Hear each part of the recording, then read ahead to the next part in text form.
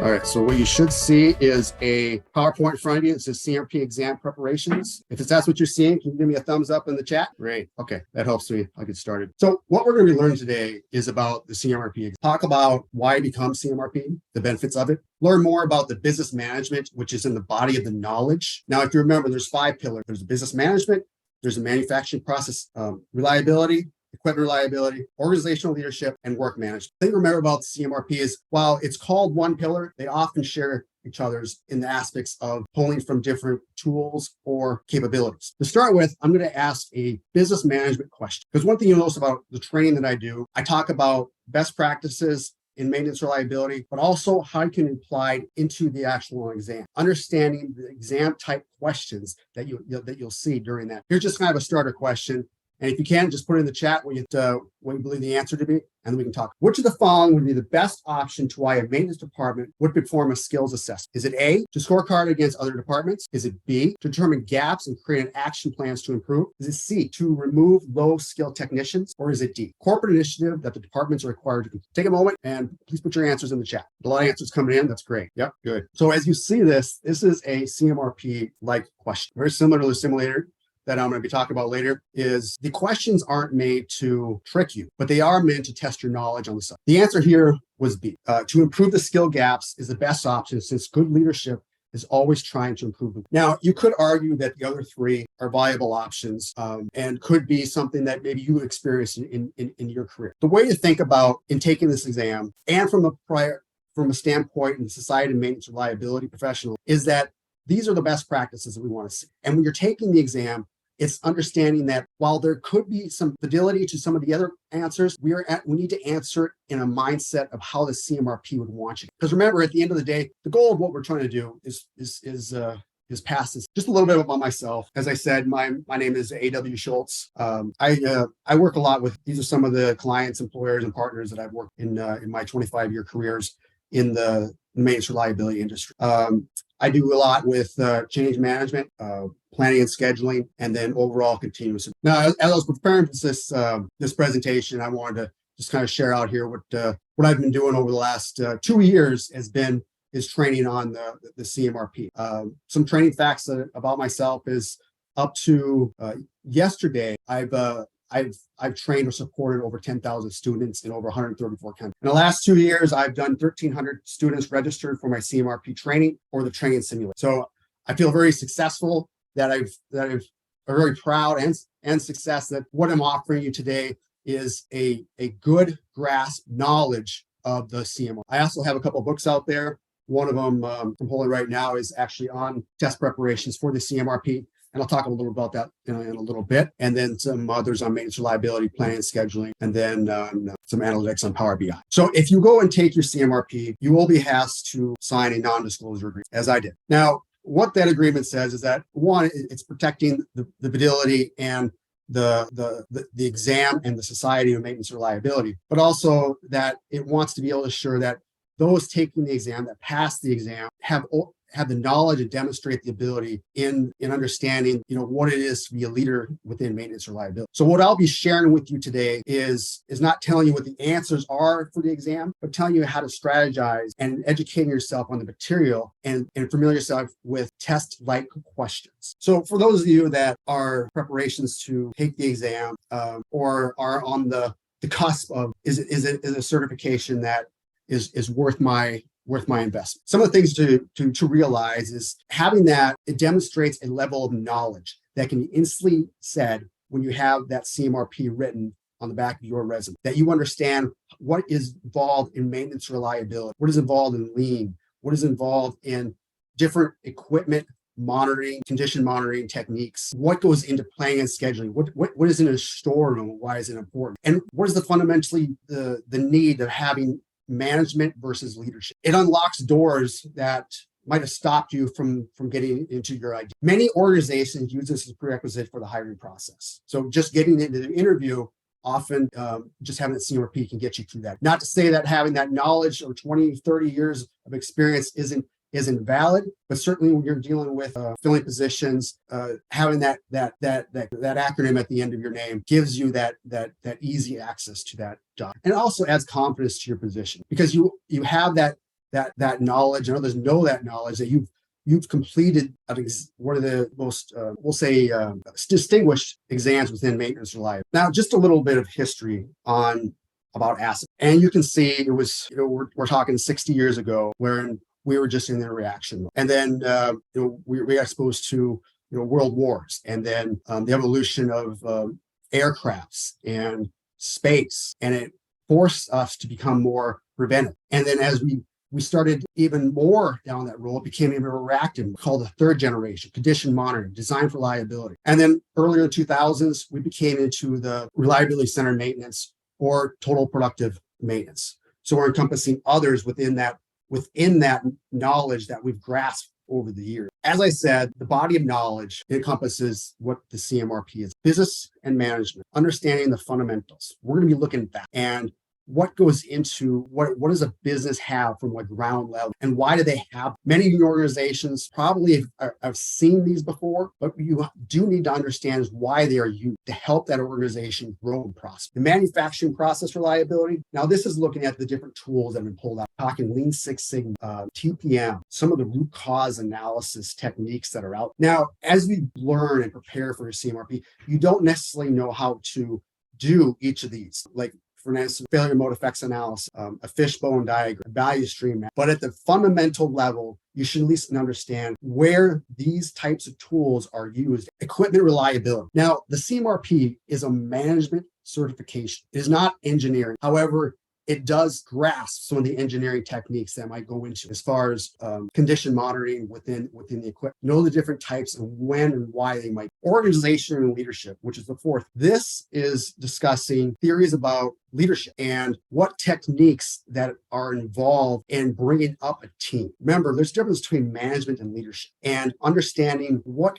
grasps good leadership is understanding how you make yourself a better leader in that portion. The fifth is work management. Now, this goes through the whole cycle of what I call just the maintenance, is what we see. The planning and scheduling and the storeroom management are the big compass of what goes into business and management. The pillar of business and management is taking the business goals and translating them into maintenance and reliability. Understanding the organizations have a business vision, a mission, and a strategy is how maintenance or reliability gets supported. You need to know what are the maintenance or reliability key performance into KPI. Maybe you've heard that. Understand between KPIs and metrics. Determine between leading, lagging, and then understand what is change management and the difference between management and leadership. And it goes into the organizational leadership portion. Now, I'm going to stop at this slide for a moment, because as you look at all these different boxes here, this is what encompasses business and management. And to pass the C.M.R.P exam, these would be the fundamental areas you would need to know in the business and management. So I'm going to take a moment and pause if you want to get a screenshot of right there. And as we go through today,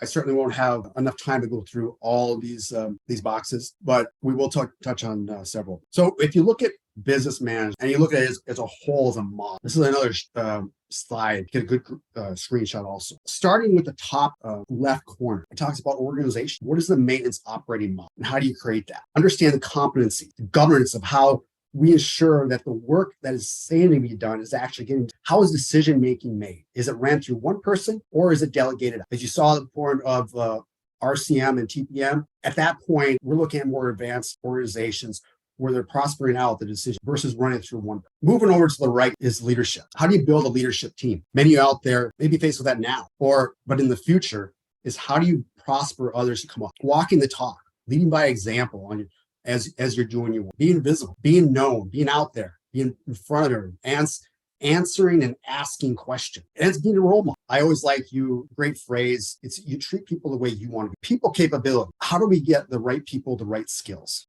We're sitting today on a class on certified maintenance reliability professionals, and it is a tool for leaders to identify and build up the skills that we think is our future. Is there learning plans? How do we understand the new capabilities out there? Technology is changing. Advancements in artificial intelligence, big data, they're constantly changing and becoming more advanced. And how do we structure our workforce so that we're able to identify where the work should be and where technology can take over some of these. And then career plans. A lot of what we're talking about here is how do we become better leaders? And a certified maintenance reliability professional is one of those early block steps of saying that I feel myself, I'm I'm a future or I am a leader at this point and I want to move on. Understand processes, the roles and responsibilities of those in the work, the difference between the person turning the wrench and the person building the plans, how to enhance the processes, make it more visible, make it easier to dummy proof. Pokio, talk about that.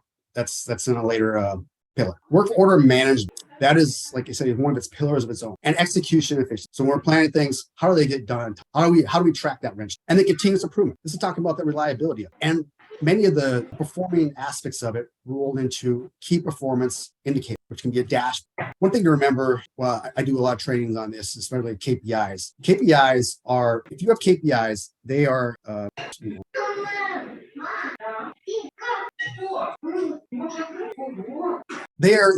they should be something that you individually can impact because it is assigned a KPI for yourself. Now, in your organization, you may have a lot of trackings or metrics, but as a KPI, it's something that you can impact. Performance management, how are we doing? Rewards alignment, we're all adults, but having a reward system, having something that shows your appreciation, gives back and it motivates others to do better. And then a feedback. So a feedback loop is, if you've ever been around a group, they're always asking for feedback. They're always asking for that question back is, well, we did this. What do you think we could do better? And then as it all rolls out, it talks about the culture, because each of these blocks, as we see them, feed into what can lead into a culture. And we want to ensure that we've got a vision that matches what we're doing. The values and the behaviors are in correlation to where we want to go and where we want to. And we have a strategic message that everyone in the organization should understand. Now, many of you worked in probably several different organizations, I included.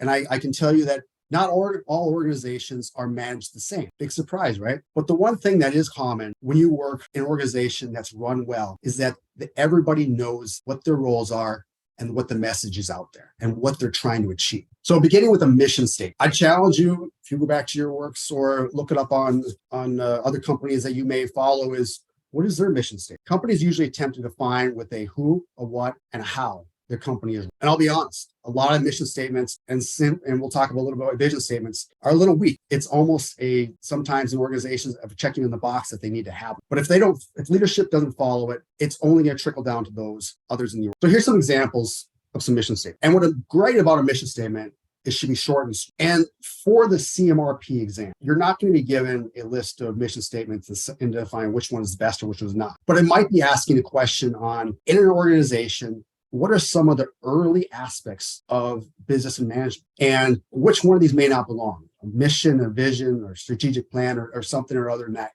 aspect. But understanding that a mission is where we want to go today and what we should be making our decisions on a day. So if you understand the mission, that makes the vision very much easier to input or digest. And this is where they ideally want their ideal state of being. I've been with organizations that certainly as a whole, they have a vision statement, they have a mission, but then at a department level, they've got a new mission and vision because they're not supporting a whole organization. They're supporting less. And I didn't really have any maintenance visions or mission statements, but just at a high level, here's some very recognized ones that you may not know what their vision statements are, but this is the message that the intelligence. I'll just give you a moment to read some of those through. So as I'm going through this, I talk about where kind of the starting points are, the business management, and I start with a mission and vision. Once we got the idea of where things start, then we move into some of the different things that we need to have or understand. Because as I'm presenting this to you, I'm presenting it in a way that I want you to understand why it's important, but also you to understand why the Society of Maintenance Reliability Professionals thinks. And as you grasp that knowledge, that helps you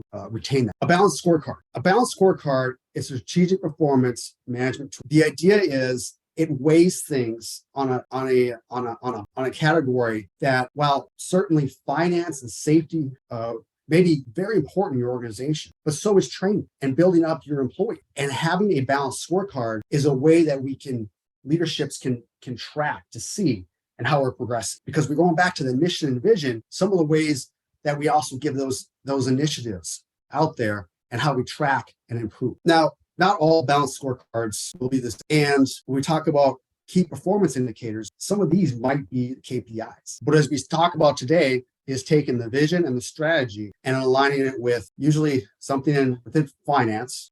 We're in maintenance reliability, so safety is usually something that's very high on our list. And then the performance. As maintenance, we're service provider. And how is our customer? Customer could be operations or within the supply chain or just the overall reliability of the equipment. How are we meeting? This is just a kind of org's vision within the 4 C's. Scorecard might be talking about how we're communicating out. When we talk about organizational leadership, we'll find out in project management, also communication is one of the hidden, that's not even hidden, it's masked. That often is one of the leading indicators when things continuous improvement. We're in the age where we're truly competitive at all aspects of it, and we want to improve. And there needs to be tools out there. We're trying to make progress every day and throughout the year and create growth. There has to be cooperations. We all got to work together. And then certainly the compliance can be regulatory or it can be internally managed. So an example might be a maintenance reliability balance scorecard. Using the 4 C's, you might see something like this. The finance, maintenance cost of sales, overtime, storeroom spend. The customer, how's planned maintenance? Overall equipment effectiveness, the schedule adherence. How are they maintaining the service level? Far bottom right corner is learning and growth. How are we evolving and changing technology and the processes? What kind of timeline we have on? Are employees satisfied with the efforts that they're getting put through on undeveloped? Are they being, and the business process, understand the cycle times, cost of service, work requests, building healthy backlogs, and then, certainly job safety. Another example of a balanced scorecard might involve return on investment. And we'll talk about that one because that is something you'll need to understand for a C.M.R.P exam. While there isn't there's no complex math in it. There are some basic formulas that you should become familiar with. Education growth, very similar to the 4 C's, internal processes, and then customer relationship. 4 C's again. So benchmarking, understand what benchmarking is. It's a process where you measure the company's success against similar companies to discover performance gaps. Now, studying other companies can help determine what it takes to enhance the company's efficiencies and become more prominent player in the industry. Now, there are benefits to benchmark, and understand some of those benefits and why you want to do it. That is what the C.M.R.P is looking for. One, it gives a competitive advantage. You can't fix what you can't measure. You're able to monitor your own performance. And when you can monitor and you're tracking it and you see how everyone else is, it offers the question, what can we do to make it better? Create goals around, encourage ownership, build ownership. And then you can also see your advantages that you might have against your competitor. So that was benchmark. Now, mission, vision, balanced scorecard, benchmarking, cascading objective. The idea is the hierarchy. Within the C.M.R.Ps, understanding the importance of key performance indicators and what drives. And think about this. As a business, there was a plan created. That plan had a vision, might be 5 to 10 years out. From that vision, it cascades over, maybe a level down. So you create your strategic objectives. What do you do in the next 1 to 3 years to drive that vision? And then you have your functional objective, your annual plans. And then it moves down to the individuals. What can they do to drive the performance of that vision that we want to obtain at 5 to 10 years? Cascading objectives, they're considered an essential for efficiencies and effectiveness for the overall organization and every employee within. Now, the next thing I want to talk is about why. And it's about strength, weakness, opportunities, and threats. Often organizations will only look at the strengths and threats and the opportunity, and the weakness. But we think about strengths. Now, as I'm unpacking this and kind of putting it back together, you think about your benchmark, your balanced scorecards. Knowing this information gives you an advantage of understanding what are you good at, what do you need to improve, and it also gives you that idea is, well, if we're benchmarking, we can kind of see where our weaknesses are, and if we hadn't, we may not have known what those areas that we need to pump up. But it also gives opportunity. Where can we improve? And it also identifies risks. These can be threats. These can affect the overall business and within the department. So I've been going for about 40 minutes, and I'm at my halfway point. So I'm going to give everyone a 10-minute break, catch up on the email or get some water or drink or whatever you want to view. And then I'm going to reconvene and talk a little bit more about what business management, but also on what you need to do and prepare as you're going down that journey of preparing for the C.M.R.P. So I'm going to start a timer and we will meet back in 10 minutes. And if you are just coming back, we're ready to get started again. Those of you asking about the recording, yes, the recording is available. If you message me afterwards, I can get you. Okay. Before I get back into the business management, I want to encourage you that if you don't belong to my newsletter or follow me on LinkedIn, I encourage you to check it out. I've got one site, or part of my institute is the Maintenance Reliability Institute. I offer something I call it my two bullet Tuesdays, which is tidbits on maintenance reliability, but a lot of it's coming out of the book I've got on C.M.R.P. And then if you find this information useful and like to know more, I am doing a virtual C.M.R.P. training. It's a course of 3 days. It's going to be the last week of January, which will be January 25th. In that, it'll include most recent testing materials, talks about AI, big data, some of the trends that are occurring in manufacturing and maintenance. And the one thing I have is also access to my test simulator, which is 2 prep tests and then 2 actual time exams, creating a test simulation-like atmosphere. So if you find this interesting, I'd encourage you to check it out. We'll be doing that on the 25th of January, and it'll be virtual. So as we went through, we talked about what is a mission, vision, scorecards, cascading objectives, benchmarking, and then how does a SWOT fit into? The next thing to understand is about risk analysis, types, and management. Now, a risk is identifying the potential problems and confront them when it is cheaper and easier, so before their problems become a crisis or blow up. As we all know, or maybe we don't, as failures happen, they are often much more expensive when they occur when they're unplanned. And finding ways to determine that they're approaching their end of life is beneficial to our organization and allows them to plan and schedule those events. And the different pillars, we'll talk about those, especially when we start talking about equipment process liability, the tools that go into that, the PF failures, the bathtub scenario or the bathtub theory, and the different monitoring techniques that we can come as an organization determine, are we more reactive, or are we predict, and looking at what are the costs and benefits of it. Because certainly a company that's making jet engine parts is more on the line of following a predictive sequence than somebody that's making bathroom tissue. But when you look at risks, you focus on the project's goals and consistently look for things that may affect throughout the project's life cycle. A failure mode effects analysis is a powerful tool that can identify those risks earlier. And in the manufacturing process reliability, we'll talk about the FMEAs and the different types of a design and a process. But it allows you to create a proactive approach versus a reactive. In supply chain, there's often a category as a pull system and a push system, which is something that is something you need to become familiar with as you prepare for the exam. But you have to involve the personnel on all levels. Now we're talking about the organizational and leadership, because we can know it, we can identify it, we can have action plans on it. But if we're not communicating it, we don't have the buy-in on it, well, it's just going to be at the wayside of the organization. Think about 3 types of risks. There's a known risk. Now these are reviewing the project's definition within the context of the technology. This is something that you know from your experience, this is a risk that could occur and you can put measures into. And then you have predictable risks. These are risks that might occur or anticipated based on work from other projects or similar projects.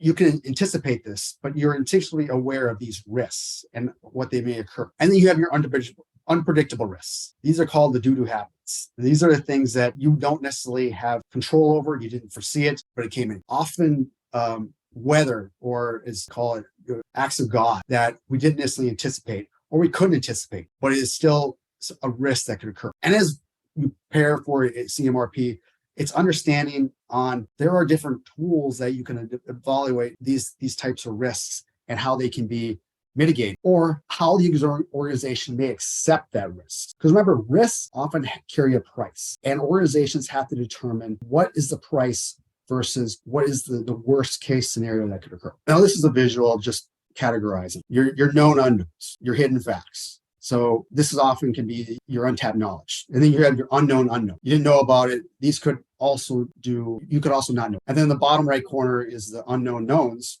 having the knowledge, the probability, or the common risks. And then in the far right corner is the known knowns. It's not a risk because you've got it managed. You've got protocols, you've got processes in place to mitigate those risks as they occur. This is more of a reliability portion of it, but to think about the risks that can occur. And as you take the exam, it's looking at these risks in a scenario type format. You could be stretched on resource, not able to complete the work. Operational mishaps, they're not running it correctly. Something else occurred. You're experiencing low performance.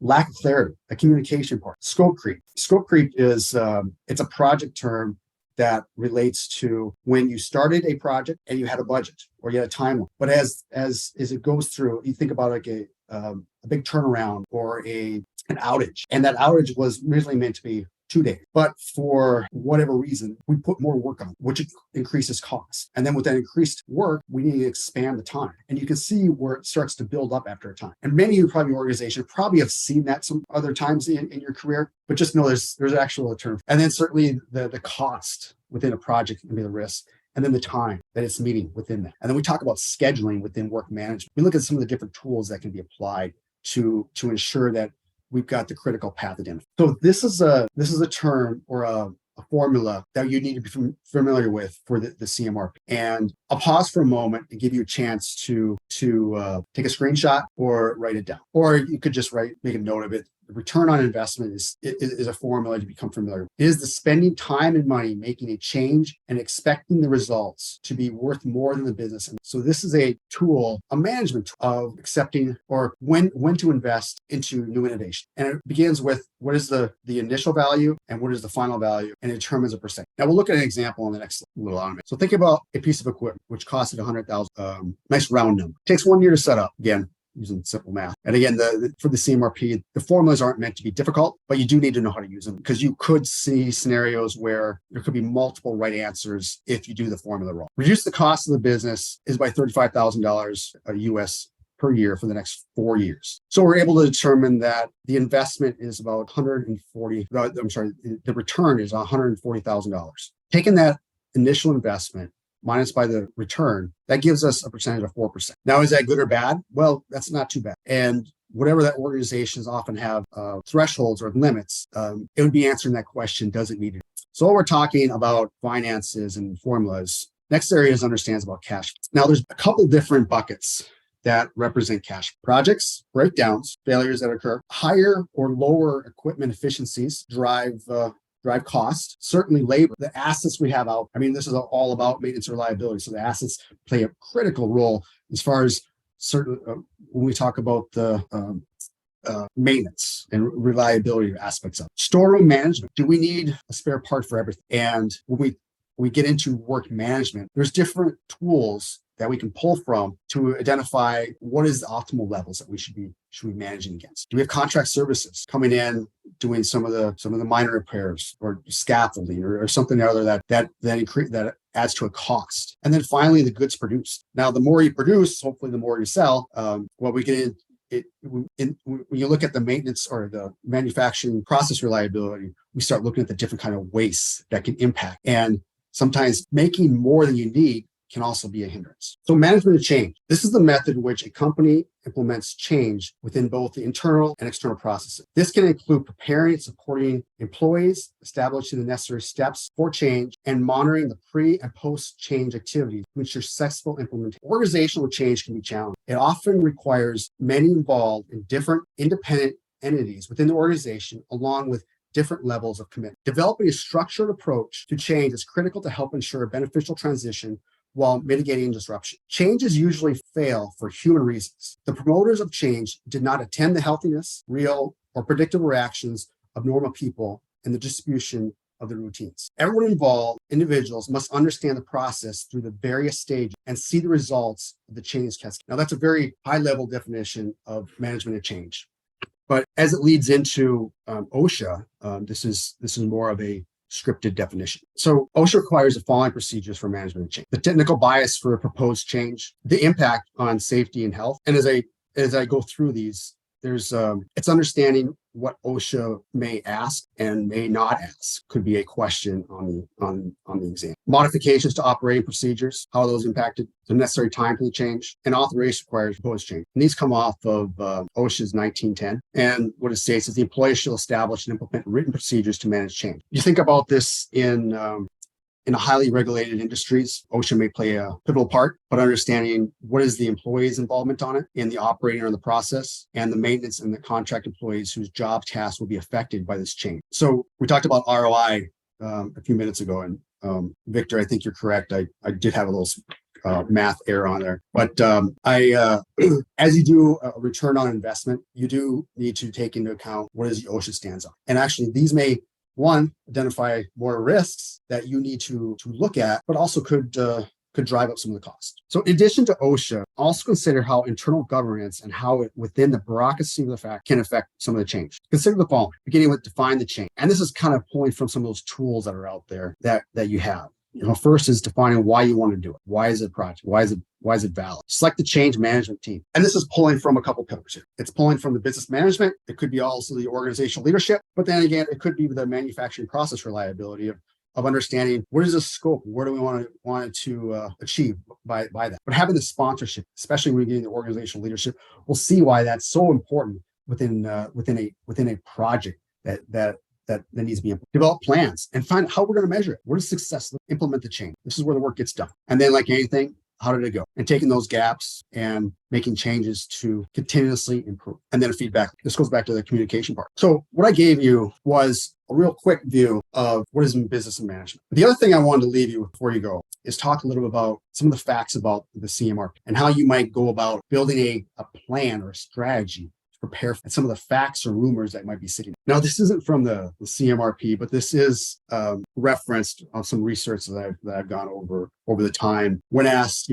how should I go and prepare and study for this? And in a general way, we all learn. Some people can just read and they just remember. Now, the one thing that's tricky about the C.M.R.P is when they throw scenarios, because you may be able to memorize what are the steps in a DMAIC process for a Six Sigma project. But if you don't know when to apply it, it's not going to have you so there's preparation to it. And as I go through, we're on here today, grasping some of that knowledge in the preparation for a C.M.R.P. Another benefit thing is write things down. And that's, for me, it's beneficial. I've got another slide at this. It's called the parallelisms of how we learn. And I share that just because it's a different way of approaching your habits and how you want to remember. The thing about the C.M.R.P is certainly you are at an advantage if you've been in the industry for many years. However, it is going to test your knowledge on the leadership portion of it and what the Society of Maintenance Reliability finds as the best practices or common practice in the industry. Another area is section your notes. So if you have applied for the C.M.R.P, you should be given access to the S.M.R.P body of knowledge. It's in a PDF file, and it's a large section of material. Often it's kind of redundant on what it does have, but it doesn't go into a lot of details on the different tools that are applied. A lot of on defining what is certain definitions and formulas for ROI and overall equipment effectiveness and what drives those. A memory palace technique, I'll just let you Google that if you're interested in it. And repetition, learning again and again. And for me, it was teach it like I have to train it, teach it to someone. As I prepared for it, I trained it like I had to teach. And that's kind of where my career has actually changed because of the C.M.R.P as I now go around do these kind of trainings. Record yourself, listen to recordings, and don't binge on it. Don't overnight. Take breaks. Draw it out. Give yourself enough time to change. And some of these sound pretty self-explanatory, but they are some of the ways where a successful student versus a student that may have to repeat this. I won't spend a lot of time on this, but what it just says is that when you read something, you're able to capture about 10%. Audiovisual, 20. Demonstration. So if you're looking at our training today, you're grasping about 10 or 30% of the content that I'm publishing to you. Discussion groups, proactive feedback, teach others, immerse yourself has got a high performance for success. So like for me, when I do my trainings, I like to interact and bring others into some of the discussions on. Let's play out some scenarios. The idea is we're walking away having a grasp of what that technique or where it can be used within the organization. And the bottom is kind of how I tend to react, how I fall back with previous knowledge. And you think about a C.M.R.P, remember, it's on best practices. It's not your practices. And hopefully they are aligned. Sometimes we use force. We might ask for help. In my last case, I often that's when I read the manual. So I added this. So how to debunk a question. And I like to spend a little bit of time on this because as you go into the exam, just having the knowledge and knowing the best practices on it doesn't necessarily pay way to what you're going to be able to understand when the questions are asked. Okay, was somebody waving their hands? Was there a question? Okay, so one is, you may exercises in school, but just call this a good refresher. Read the question more than once. How would C.M.R.P. want me to answer? Remove the obvious wrong answers. I will say most of them will seem somewhat right, but that's where it becomes challenging. Here's a tip. I wish I would have probably grown up, but look for strong language and remove it. Things like must, will, absolute, can't, or things like 100% certain are usually a way of identifying a wrong answer. C.M.R.P. other exams don't ask questions in that aspect, and that wrong language is made to deter you from wanting the right answer. But if we can't do that, how do you guess good? Mark and review at the end of the work. So as you take the C.M.R.P., it's divided into two sections, and the first half, and then there's a break, and then there's the second half. Within the first half, you can move around from the questions, but before you break, you have to finish all those questions. And the same holds true for the second part. If you have to guess, you look between the two longest answers. This may emphasize either added thought or it's meant to distract. Correct answers often have verbs of the same tense and have nouns and verbs that agree with you. And you may be told, go with your first choice. But I will tell you this, because I think when I was growing up, I was told this, but I'll say in this scenario, someone who writes test questions and computerized test questions, a computerized testing question may be set to random source. So as a human, often we may put that C as being the opposite choice. The computer will randomize it. And if you've taken any of my simulators, I can tell you that the questions that I put in there, the computer automatically randomizes it. So it doesn't actually fall to being C. So eliminate that as a rumor. It is a fact that you cannot use C as a kind of a go-to. So as we come to an end on this, ask yourself, what are some of the important, and does my organization have this process is working? So if you look at your vision, your missions, your other things, look out there, see if does your organization have, and it's not to say that, hey, you need to have this because this S.M.R.P. says so, but as a teacher, I'm telling you that these are the kind of things that help you prepare for the exam, because it's seen in real life. Think about what metrics does your organization track, and are they leading or lagging indicators? And like I said, that leading and lagging, we talk about that in the manufacturing process. Envision the finish line, plan regulatory study, create a study schedule, share your goals with others. And I say that just it brings a little more emphasis to wanting to prepare you for that day when you take that exam. Seek support from your managers. This can be either buying time or allowing them to attend a training that others like myself may offer. Now, the C.M.R.P. is available regardless of your educational background or work experience. Just pull out some facts out there. If you're interested in sitting for the C.M.R.P., you must complete and submit an application, pay all the application fees in advance, and have sat for the exam or if you're not able to pass within the first try, which that's the part I help with, you have to sit out for 6 months before you can repeat on the exam. But you need to know the S.M.R.P. body of knowledge and the S.M.R.P. metrics. And at the bottom, those are some of the US fees that are tied to the membership. And as you do test for your S.M.R.P., I'd encourage you to take the membership, because it often involves one, access to the material from a networking standpoint, and then there's also other benefits as far as seeing what other job opportunities it could be in the future. Now, as I go down to my last slides, things to know, things that I have or training with myself is the best practices, some examples, talk about the S.M.R.P. body of knowledge. So we go more in depth on this. We look at scenarios, real life scenarios that occur, some of the current practices, learn how to dissect a question. We went over one slide on it. We can look at some more. And a custom test simulator. Now, if anybody has ever played sports in your life, you've interviewed for a job, you've had to practice the scenario of what's going to happen in the real life. The same holds true with things. You think about doctors. Doctors don't start with having surgery. They practice. Pilots don't jump in a plane after reading a manual. They have to practice. If we in weddings, usually we have a practice rehearsal. The same holds true as you practice for the C.M.R.P. exam. Building that knowledge, the repetition, that memory into dissecting test problem only benefits you more as you prepare for the exam. This is my last slide, and I'll open up for some questions that you might have. But if you're interested, I'm hosting a virtual training on the 25th, and I'm using a promo starting today up till the 7th. You receive 75% off. That's $970 US. With that, you will get access to my simulator and a free copy of my book on the CM. This is a 3-day training, and we'll be looking at current practices, how to prepare and pass your first time, and understanding how to debunk questions and taking our test simulator, which puts you into a scenario-like test mode that gives you a score on how you're progressing throughout the test or at the end of it. saying if you are ready to take that exam. Because if you're not ready, you can delay it up to a certain point. And then when you are meeting that expectations during the test simulator, you'll be ready to go. And certainly save you time and money in the aspects of it, because you do have to repay that fee if you take the exam. So I'm just going to I'm going to stop sharing, and then I'll open up for any questions that there might be. And let me just catch up real quick to see if there's anything in the chat. Okay, I've just added the link with the promo code. Again, this is only good for up to the 7th, and then it'll return to its original price. Some direct questions, and I think I addressed this. Is it recorded? Yes, this is recorded. Message me after this, and I will get you a copy of it. And I appreciate everyone for attending today. And if I can help and support you in any way, feel free. I offer just questions or support to anyone that reaches out to me. Again, LinkedIn, I'm pretty active in. I encourage you to join the Maintenance Reliability Institute. It's an organization I developed in correlations with the C.M.R.P exam, and it's based a lot on. So I think I've addressed all the questions in the chat. So I appreciate you taking the time. You may see a survey question come out to you, and if you could fill that out.